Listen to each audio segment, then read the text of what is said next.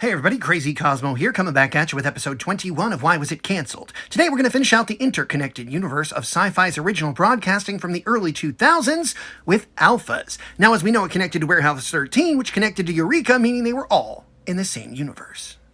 Alphas, the show about a group of heroes with not-so-super superpowers, began as a show called Section 8 back in 2006, created by Zach Penn.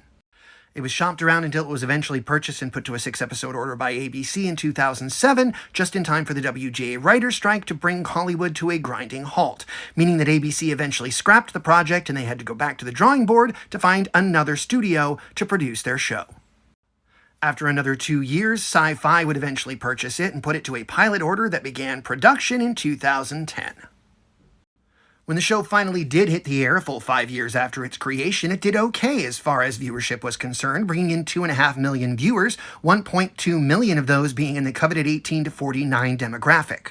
And since 7-day viewership had also started to get added into viewership counts, they actually call it 3.6 million, even though 1.1 of that wouldn't really count for Sci-Fi because of their distribution deals.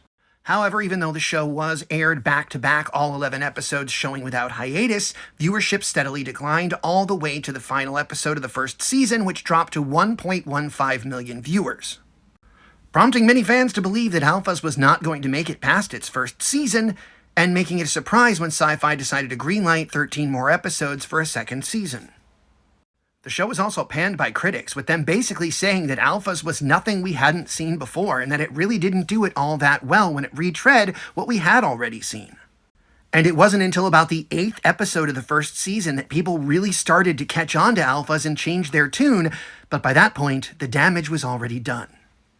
Add to that once the second season did premiere, it premiered to only 1.75 million viewers, and we can't even find out if that was the actual live count or the live plus 7 count. And the viewer count never cleared 2 million viewers again. It even dropped below 1 million, down to about 0.9 at one point during the season, basically putting the last nail in the coffins of Alphas and canceling it after 24 episodes, which only aired between 2011 and 2012.